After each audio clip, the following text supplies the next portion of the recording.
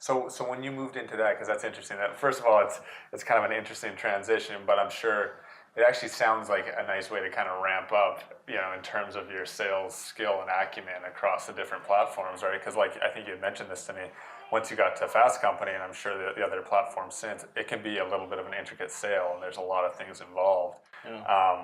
When you got into that, how much were you able to leverage either pre-existing relationships, or how much were you focused on that relationship versus kind of like the tactical X's and O's? What was your balance? Because as far as you and I, Sure. interacting, most of it's been relationship based, but I'd love to hear from you. Yeah, no. So my value to the company immediately was my list, what they used to call a Rolodex, Right. was my list of people who I knew, and they knew me, and so because they recognized my name, they would respond to the email. One of the biggest challenges you have in sales, as you'll know, is radio silence. Mm-hmm. What do you hear back on this proposal? What do you hear back from this client? Radio silence, and there's no reason why. It could be vacation, could be because they hate you, but but the value. The immediate value that I had to the time was I had great relationships with the clients, and all the other mechanical stuff that made Fast Company unique. All their product, I could learn their product. Right. The relationships is what made me immediately valuable, and those relationships were formed over coffees and teas and meals and knowing first names and knowing about kids the relationships were the key part. They were the key balance. They were the key component to how I was able to move things forward quickly. As far as the transactional stuff, people want what they want. If I got an inbound RFP from somebody, send me a $50,000 proposal for this, send me a proposal for 4 pages for that.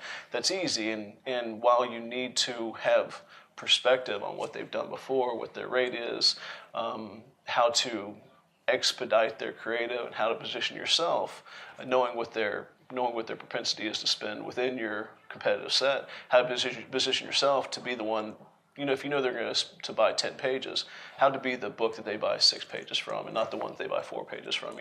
That's on the print side of it. And I'm not sure if you noticed this. I noticed this pretty early on. How I don't understand why digital media is so easy to be programmatic, and print media is not easy to be programmatic. I really have no idea why print media can't also be why I can't also look at a galley of pages the way I look at airline seats and see based on the demand, based on the availability, where I want my page to be and how much I should pay for it. I really don't know why that can't be done, but that's the transactional component that you would manage through, that you would delegate for.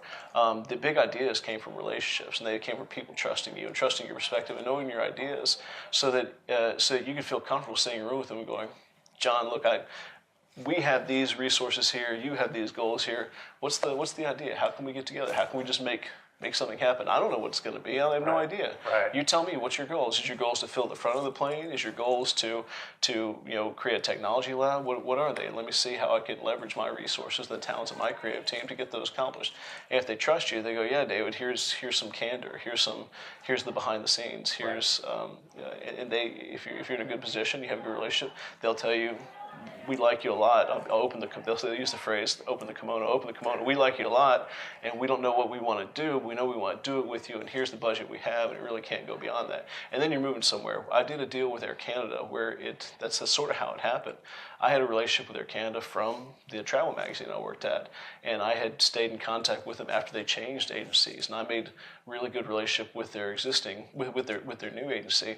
And it came from, we did a really fun program with them. And when I started Fast Company, they spent $16,600 on a regional page that ran in New York, Philadelphia, Boston, Chicago, because their goal was to attract business travelers who would connect through Toronto. And the ones most likely to connect through Toronto were in those locales, right?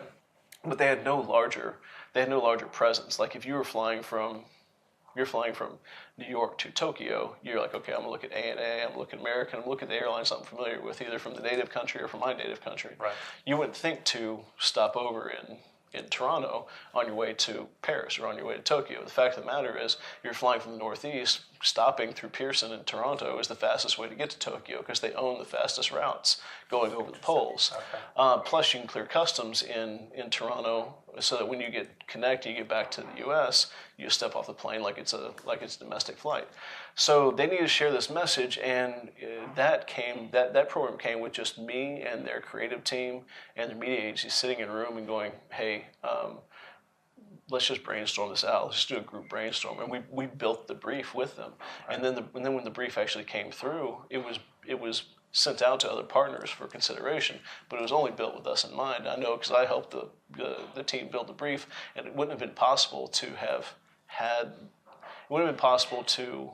put ourselves in the best position to succeed if you hadn't fomented those relationships with over years, over time invested in phone calls and emails and thoughtful responses and ideas and proactive ideas. It's the key item of value.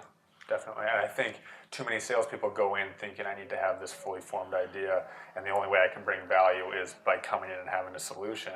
And most of the time, that misses the mark, right? And so, yeah, you have to do the front end work to build the trust. Yeah. But most of the best ideas or business relationships come from that brainstorm session. Totally. Especially in the media industry. 100%. Going back to, I can't believe I'm going back to the gym example. I never thought I would ever do this.